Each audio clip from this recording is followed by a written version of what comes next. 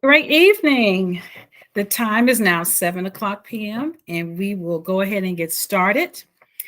Thank you, everyone, for taking time out of your busy schedules to join us this evening for our first Parent Academy session this 2022-23 school year. My name is Kathy McMillan Bennon, and I am the Director of Academic Recovery Interventions for Lawrence School District 55.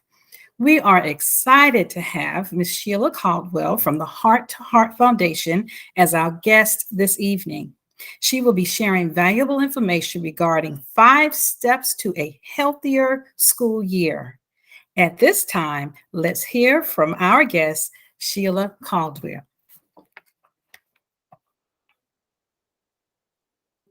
Unmute yourself. Okay. For some crazy reason, I go to hit the microphone button and my Outlook jumps up in front of me and just takes over my screen. So my apologies for that. Good evening. As Ms. Bennon said, my name is Sheila Caldwell. I'm the president and founder of the Heart to Heart Foundation. We are a grassroots organization based out of the Rock Hill area, and but we serve the entire state of South Carolina, and through a lot of our virtual programs, people from all over the country. So I was really excited to get the phone call to ask me to do a presentation for you all, and we're glad that you took some time out of your busy day. I know you've probably had a long day. If you have kids in school, it starts before the sun comes up, and you get going first thing in the morning, and you're go go go go go. And if you're working all day, or if you're at home taking care of the home, and then the kids come home from school and you get everybody settled and you do it all over again. Been there. We have a combined family. We have 5 children and 11 grandchildren, so it's always interesting to have these conversations with our grown children now about their adventures with back to school. So I am going to share my screen, and I will tell you that I'm kind of new to Google Meets, so we're going to give this a try to make sure that I'm doing this right.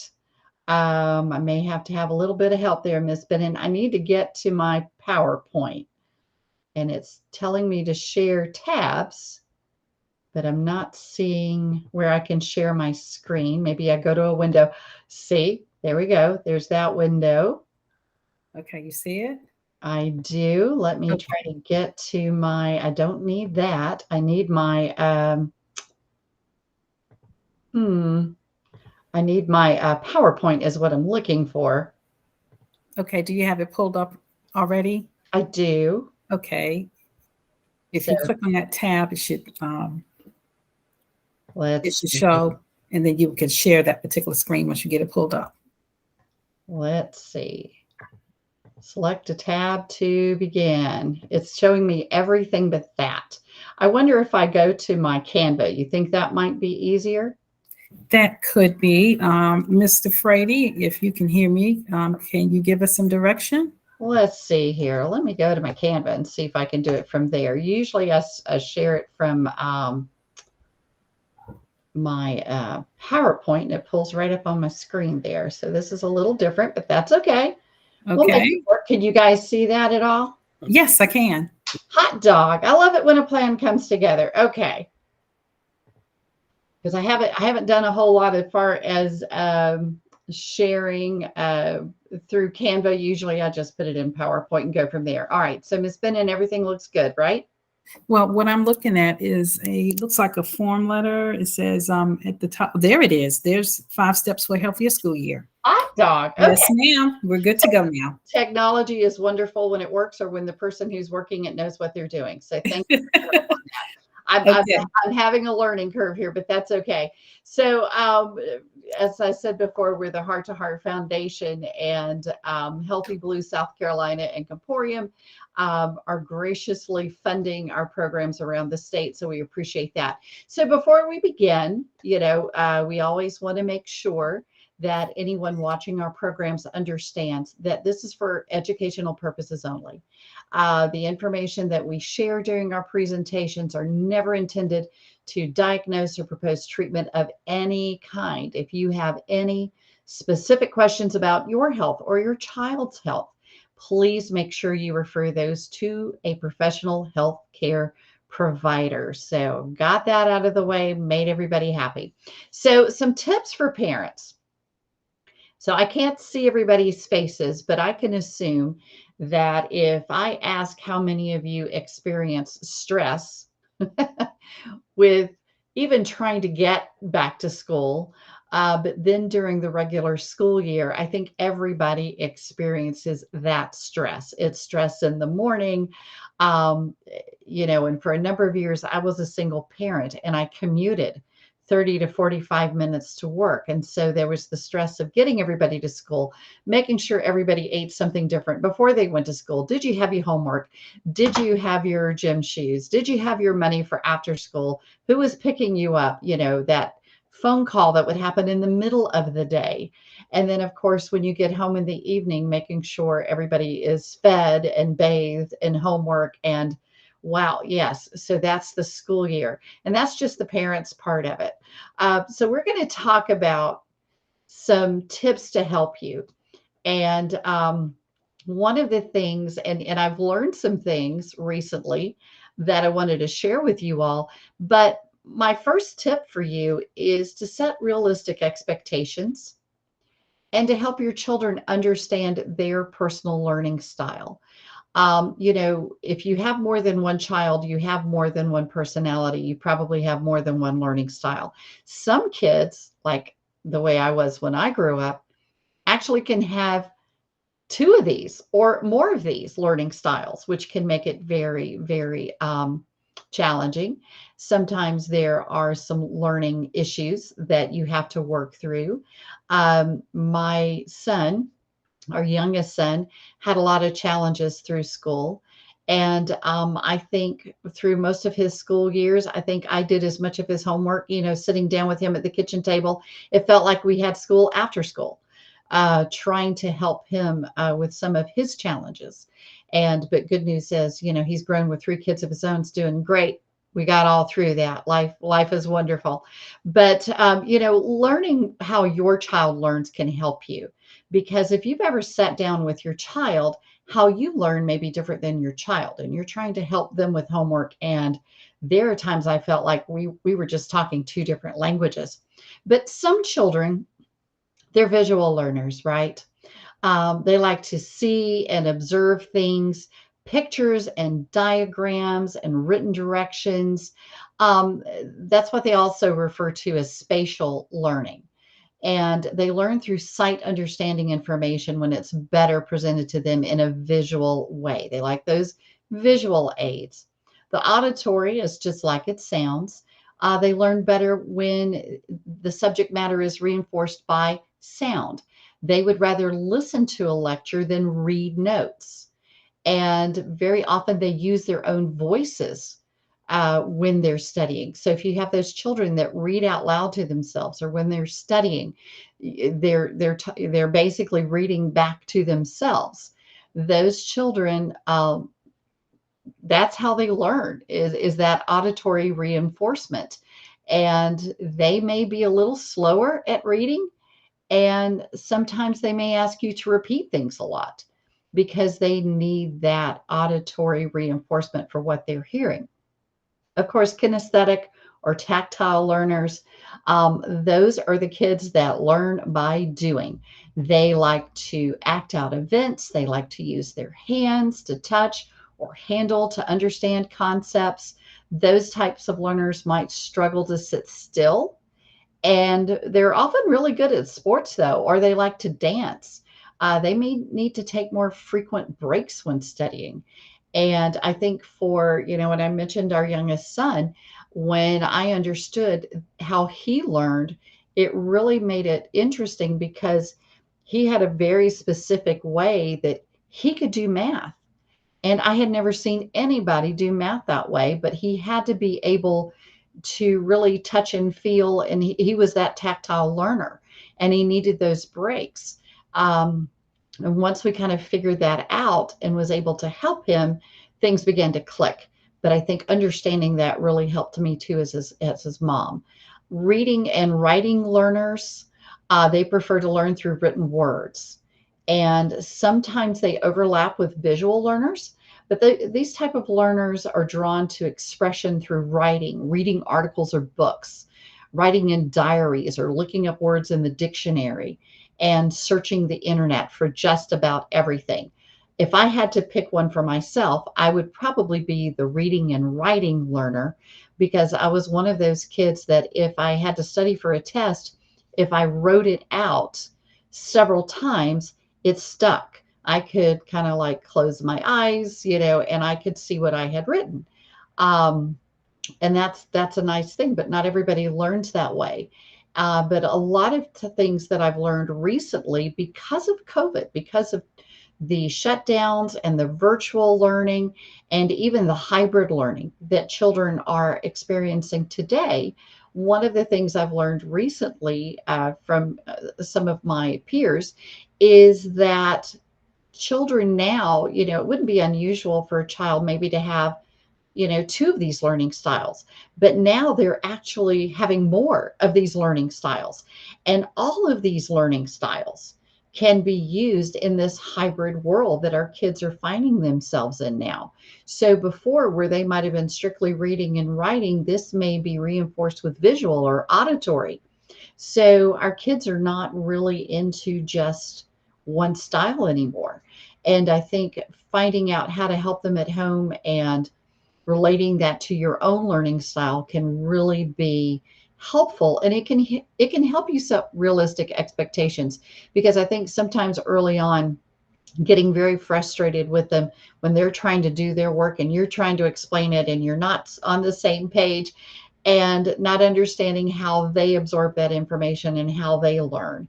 And I think teachers, when they understand where your child is coming from, because I had a lot of conversations with my child's teachers where I would sit down and say, okay, this is how they learn.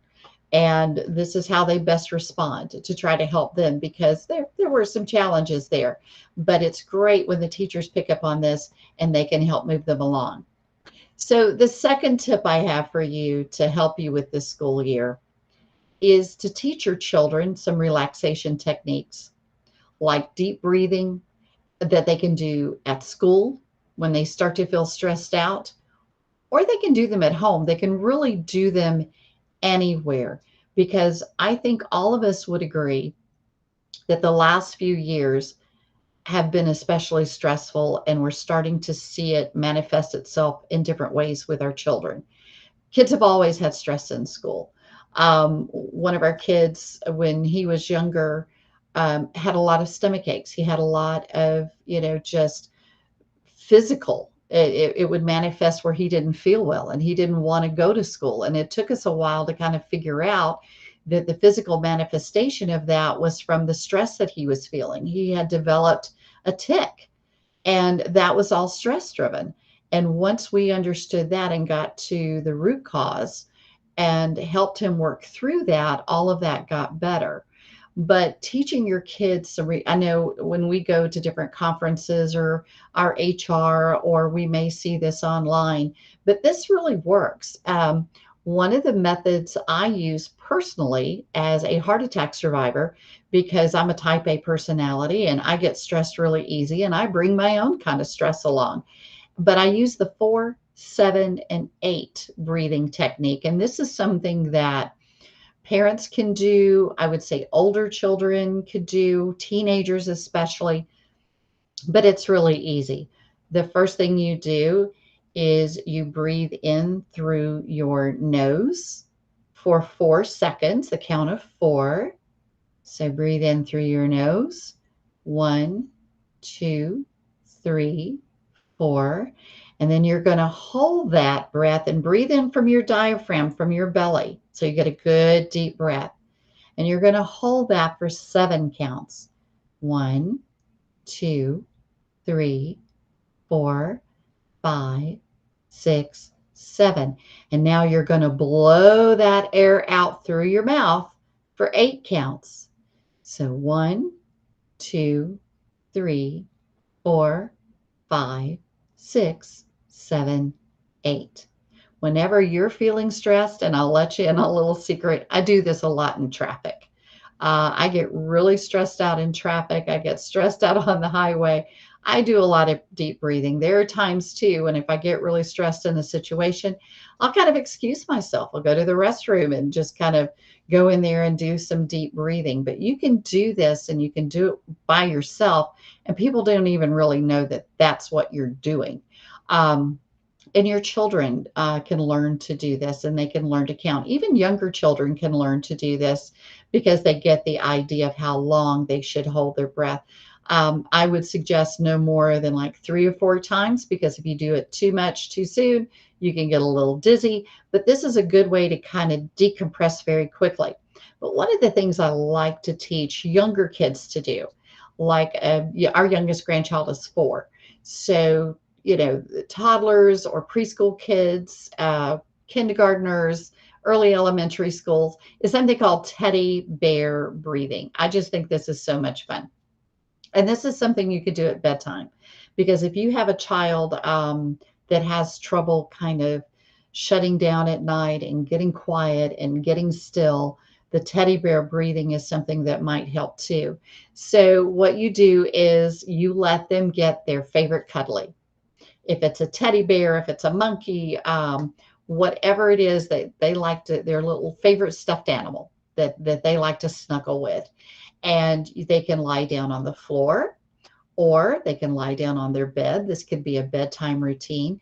This could also be something if you're having a child that maybe and children display stress in different ways.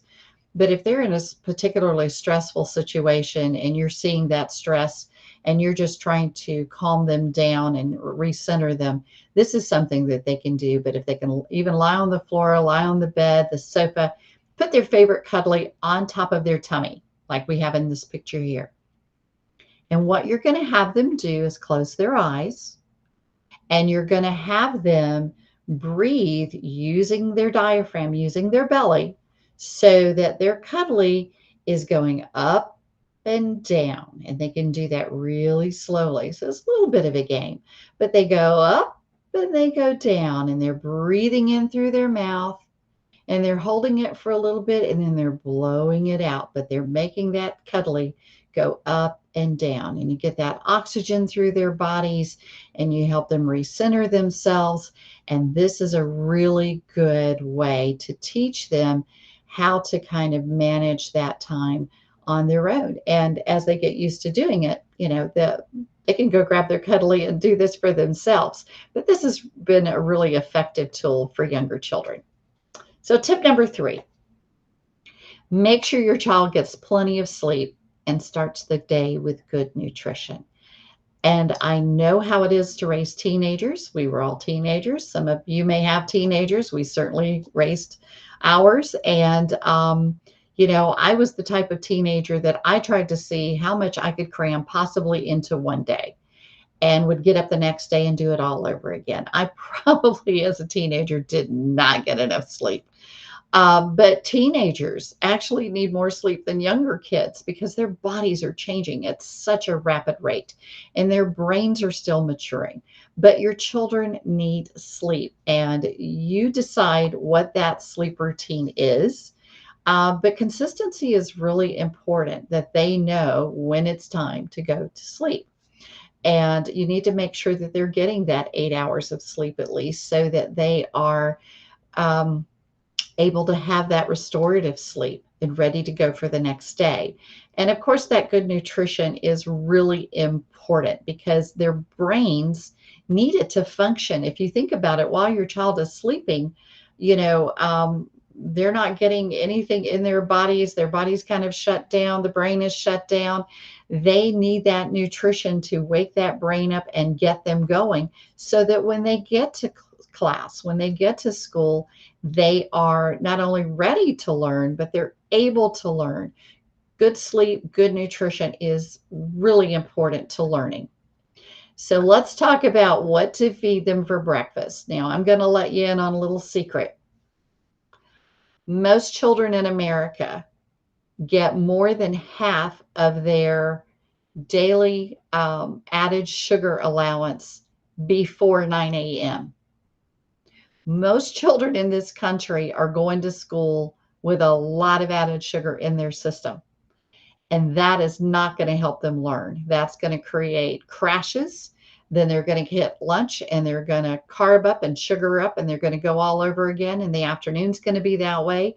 And when you pick up your child and they're hungry and they're hangry and they're irritable and they're tired and they don't feel like doing anything, take a look at what they're putting in their bodies all day long. Now, here's some things that they need to have to start their day: whole grains, fiber, protein, fruit, and healthy fats. And these are just some suggestions of some things that you could do for breakfast that would fit all of those. And it would be something that would be quick and easy for them to eat. And if they're older, they could learn, to fix it for themselves. But I know a lot of times we are on the run and trying to make sure that we're getting healthy foods in them. So you want to make sure that you're getting these things into their bodies every day so that they have the energy, that their brain has the nutrition that it needs so that they can learn and retain what they're learning. What about cereal? Now, I will tell you, I like cereal. I'm a Cheerios girl. I like plain Cheerios, throw some blueberries on it, some strawberries on it. But it's not something I can eat a lot of. But a couple of times a week, I love my Cheerios. The first rule about cereal is you don't let your children pick it out, because if you let them pick it out, marketing, advertising is geared to the child to get them to pick the fun cereal. And the fun cereal it was a lot of prizes in the cereal, but the fun cereal and the really tasty cereal are loaded full of sugar. So when you're looking for healthy cereal for you and your kids, the grains in that cereal should be whole. So you got to learn how to read those labels. Whole wheat or wheat bran, not just wheat. So make sure you're looking at that label and it says whole grains. You need to look for cereals that has at least per serving 3 grams of protein, less than 5 grams of sugar. See, there is 4 grams in 1 teaspoon of sugar. So at 5 grams, you're around a little over 1 teaspoon of added sugar. Cereals that have 7 or more grams of added sugar, you need to avoid those, because there are some cereals out there, honestly, that have 15 grams of sugar. And if your child should only have between 20 and 24 grams of sugar in that one little serving of cereal, they've already had most of their added sugar for the entire day. You also have to look at what they're drinking, because if they're drinking orange juice or other juices, it could be loaded with added sugar. So it's really important to watch that sugar in the morning, but all day long. The cereal should also have at least 5 grams of fiber or better in every serving. Things that you want to avoid. And so when you're looking at your labels on your cereals, if it mentions hydrogenated oils, dyes or artificial colors, or chemical preservatives, honestly, if you look down at the ingredients list and it has a lot of words that you can't pronounce, it's not real food. It's what we call frankenfood. It's created in a lab, and it's not going to give your child the nutrition that he or she needs. Whoops. Let me go back. It kind of skipped it. Okay. So sometimes you are busy and you are on the run. And we call this school aid. In our house, we actually call it Gampy's Go-Go Juice. I should probably change this, because this is something that we make. We've made our grandkids, especially our 4-year-old grandson, loves this smoothie. And I make it for my husband because we needed to have him something especially for protein. And so our grandson tried it, fell in love with it, and he named it Gampy's Go-Go Juice, but we call it School-Aid. But this is basically breakfast on the run. So if you have one of those days and you just can't get food into them, but they got to have some nutrition, here's an idea for you. If you want to take a screenshot of this, feel free to go ahead and take a screenshot so you've got the recipe, but you can see that it's got the dairy in it, but it's got fruit. It is chocked full of fruit. It's got peanut butter. That gives you some protein. Watch the added sugar in your peanut butter. Again, flip that label and see how much added sugar in it. If you want to make it to add a superfood to it, so you've got even more protein in it, you can add avocado. We've added spinach to ours to give it some extra iron. So you throw all these into a blender and you blend it until it's smooth, and you're going to want to serve this immediately after, while it's like a milkshake-like consistency, because if it sets, yeah, not exactly great. So you want to serve it right after that. But you could have this mixed up for them. They could sip on this in the car. Now, one of the things that we have done for our grandson before is we've added Pediasure to it. And of course, they got the different flavors because he needed some extra protein. And you can talk to your pediatrician about that. But sometimes we'll make it, instead of milk, we'll use the Pediasure to give him that extra protein. But that's something that you can do. And I know when you have toddlers and you have the younger children that are picky eaters, sometimes that can be the biggest stress that you have all day, is just trying to get nutrition into them. But try this. I would do it maybe a couple of times a week. Maybe make that like a Friday treat, that, hey, if you're, Friday is, School-Aid day or something. But you do want them to try to eat the rest of the week and try to introduce those foods and to get them to eat healthier. So tip number 4, be available to listen to your child and remember to spend some time having fun. Try at some point in that day, maybe it's toward the end of the day, to add some physical activity together. If it's taking a walk, if it's dancing, if it's playing a short little game of tag, something that you're doing with the child. And again, I'm talking as somebody who raised kids. I was a single mother for a while. I know what it's like to work those 8-9 hour days and what that's like, and all of the demands on parents. But as your children grow up, and they grow up and possibly have kids of their own, I think back on those times and those opportunities that I missed, that I would love to go back and have that one more time, to have a little bit more one-on-one time and activity time with them, and really listening to how their day was, and talking about the things that concern them and the things that excite them. One of the things, once we started having grandchildren, that I love to do with my grandkids, I would save up bubble wrap. And on rainy days, we would just throw the leftover bubble wrap on the floor and turn the music up loud. And we would have our own bubble wrap dance party. And it was a blast. And it was a way to get some exercise, but it was also a way to connect with those children. And it created some really fun memories. Tip number 5, manage time wisely and don't commit to too many extra activities during the week. I'm an overcommitter. And I know as a parent, it is really easy when you have children and they may have a lot of different interests and a lot of different talents. And as parents, you really want to help them find their thing. You want to help develop their talent. You want to give them opportunities and let them, spread their wings, so to speak. But we know how we feel when we're overcommitted. And as adults, we have to find ways of coping. But as children, they haven't learned those techniques yet.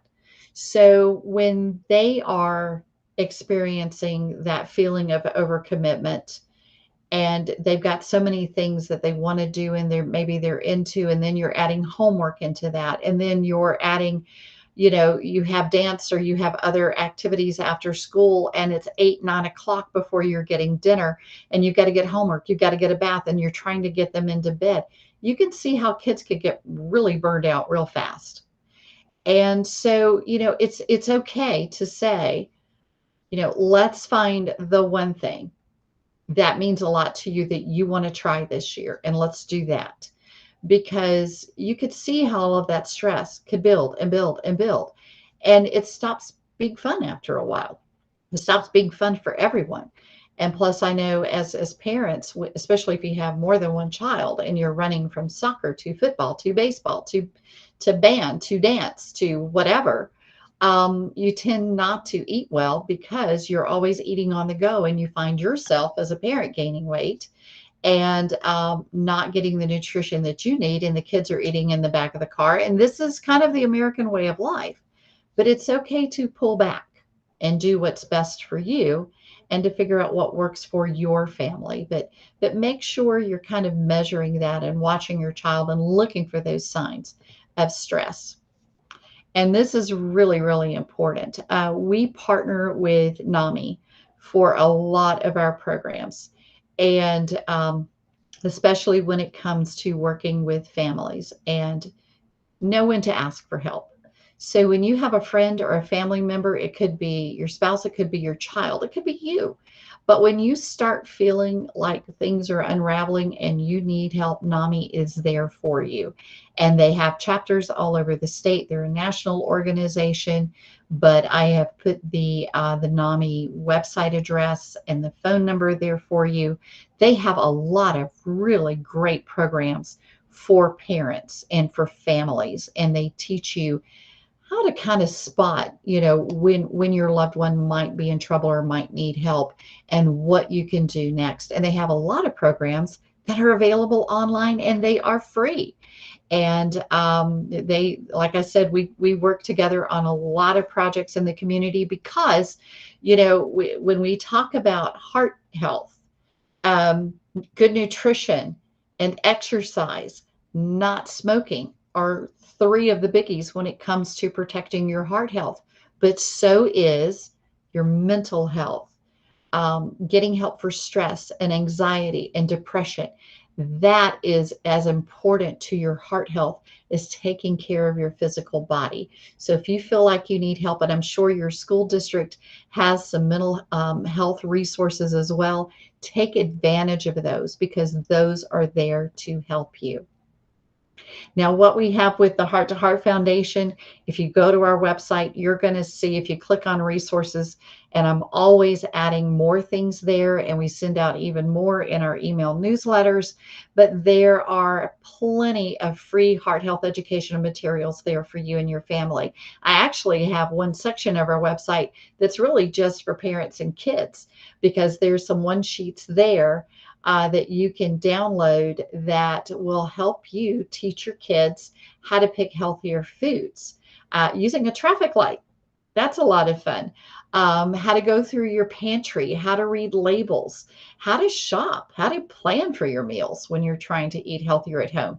And by the way, everything that we tell adults to do applies to the children. So we want to do that. And we want you to stay in touch with us. That's our office number. We do have a YouTube channel. We're adding new videos all the time, and we'll be adding more this fall. And you can feel free to watch those on our YouTube channel to learn about, for you and your family and for your children, for your heart health. If you would like to get our free newsletter for parents, and we will send you a free download with that you'll be able to use for your kids. You can scan that QR code. I'm going to pause here for a minute and let you scan that. And I'll also share that that website address with Miss Bidden. So if she does want to send it out to everybody, she can do that. But you can scan that. It's a free newsletter. It's really to help parents know how to help their children make healthier lifestyle choices, and to give you a lot of free resources to do that, and to connect you with other resources that might be able to help you. So here's something I want you to remember, and that is that heart health begins in childhood.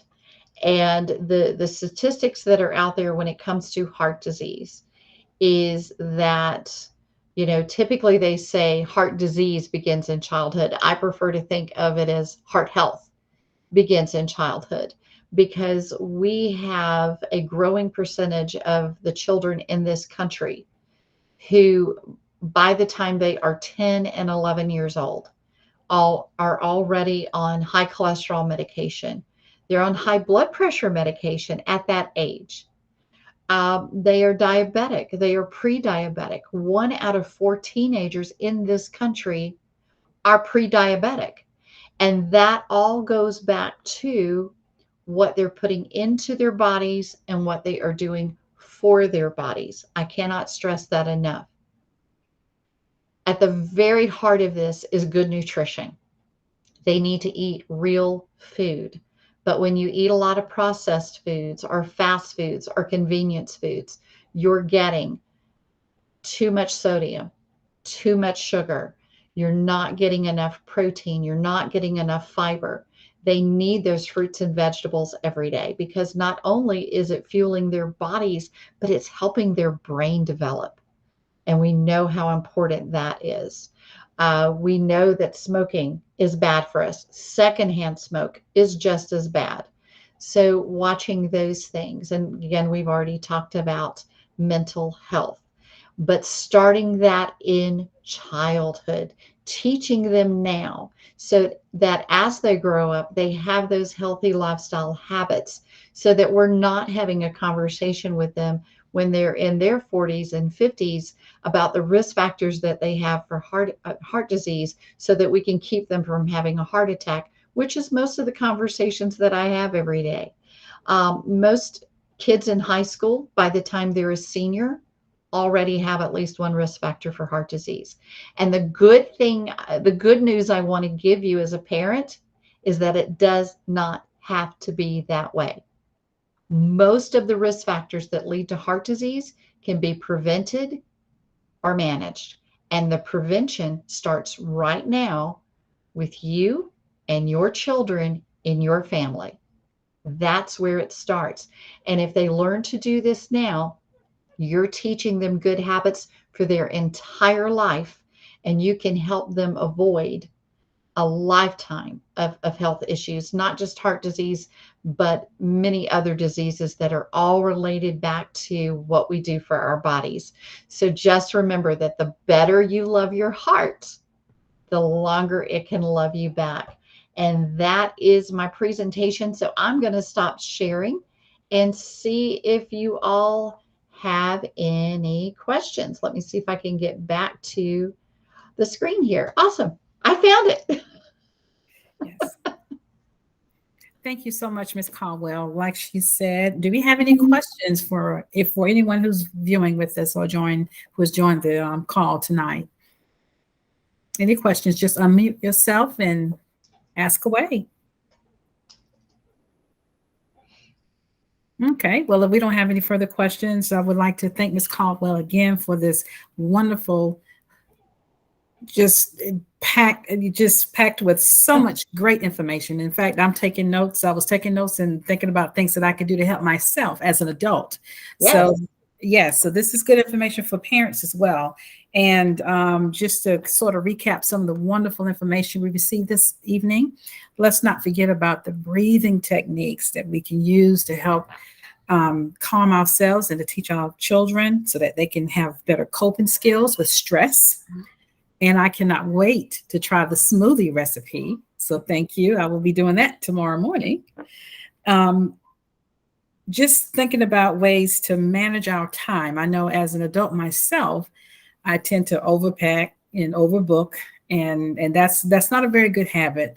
And our children are watching, so we are modeling those bad habits. So if we could just sort of take a step back and just be conscious of the time and what we schedule so that we could be better models for our children. And thank you so much again for reminding us about all of the free resources from NAMI on mental health. This is the best time to learn more about mental health and ways that we can keep our mental state and our minds healthy. We always think about our physical health, but we also need to think about our mental health. And thank you again for letting us know about all the wonderful resources that you have on the Heart to Heart Foundation page. I actually was able to scan the code, and I have the wonderful visual of the foods, the color charts of all of the good things that are recommended. So parents, I hope you have a chance to go visit that website and get those resources as well. So again, as Ms. Caldwell mentioned, heart health begins in childhood. So let's all be great models for our children, and let's learn to take care of ourselves as well. I So see. any further questions? Thank you, everyone, for joining. Katie Lazaro in the Okay. chat says she's got a question. So Katie. Okay, Katie, would you please, let's see if I can find the question. One question. Yes, Katie. Katie, you have a question. Okay. How are the schools going to help with mental health? That would be a you question. Okay. Well, we have mental health counselors, guidance counselors. So we have people who have been trained on mental health education, and they have the resources available to help our students. We also have in process a MTSS process, which is a multi-tier system of support. And it includes the academics, the behavioral, the social emotional. We have a social emotional curriculum. All of our teachers have attended many professional development sessions on how to implement mental health learning sessions through our in-focus curriculum. So we have been exposed and trained to be able to recognize those early warning signs, to be able to make referrals and to connect with the right professionals to get our students the help that they need with mental health. And of course, as a parent, if you see any warning signs at home, you can always reach out to your child's school counselor, and we can and make a referral, and we can start the process there to provide the support needed. I hope that helps. I think by and large, Ms. Bennon, from what I've seen, especially over the last couple of years, is that there has been almost a renewed commitment. Not that you all didn't do it before. I just think a lot of people didn't know that you did all of that before. But yes. It's been a really good time for everybody to kind of connect, to understand that you all have had a lot of these resources for a long time. But I know, back when I was in school, I was a peer mediator in high school, because there were kids that would not go to the counselor. They wouldn't talk to a teacher, but they would talk to a peer mediator who could kind of guide them and get them in some help. And I've been really encouraged, especially having teenage grandchildren, and to see that there are so many resources available in the schools that are helping the children, and understand that that is just as important to their physical health as anything else that we do. So that's absolutely. Absolutely. Katie also commented, she said, okay, great, thank you. I'm glad that you are helping. Mental health is so easily overlooked and ignored in public schools. So that sort of supports your comment, Ms. Caldwell. I think that's one of the good things, the positive things that came out of the pandemic. I was going to say, yeah. We really had the time to focus on that, because it was so much of I know in a lot of our programs, we had to, because we couldn't do a lot of the things physically, but when we saw the impact that the mental health was having with everything, it was like, okay, we need to transition this and really refine this conversation. And I think some of the schools, yours may be included, I think NAMI has actually gone into some of the schools and done maybe training with the families, but training with the teachers and helping them, because you all have your own level of stress and deal with on a daily basis too.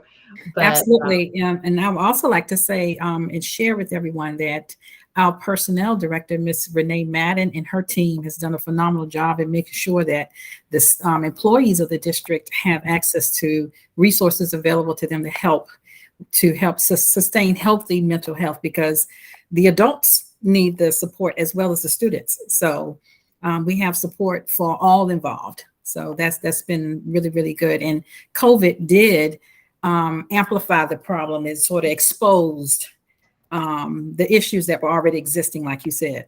I think it made it easier for people to talk about it.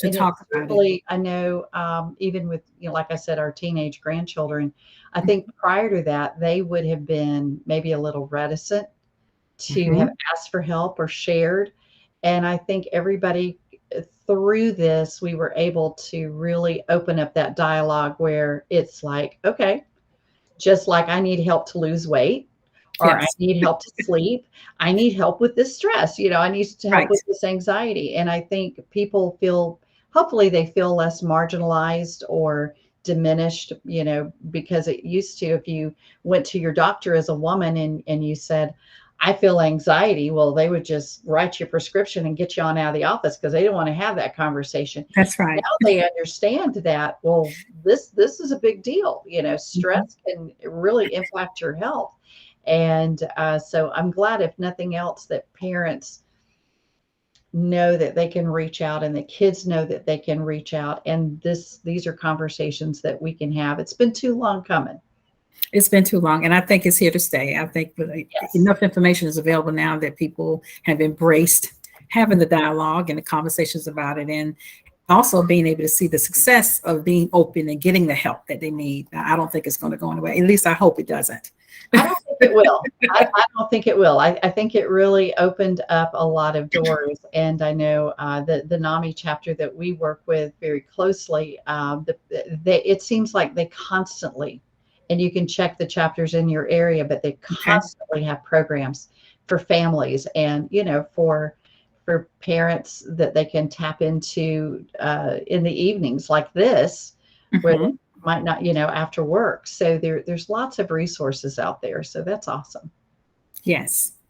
So, any other questions from anyone? Great question, Miss Lazaro. Any other questions? Okay, well, if we don't have any other questions, again, thank you so much, Ms. Caldwell, for your time this evening. And thank you, parents, for joining us, and wishing everyone a healthy Friday. And sometimes we like to say Friday, and an awesome weekend. Thank Good you. night, everyone. Bye Good night. bye. Bye bye.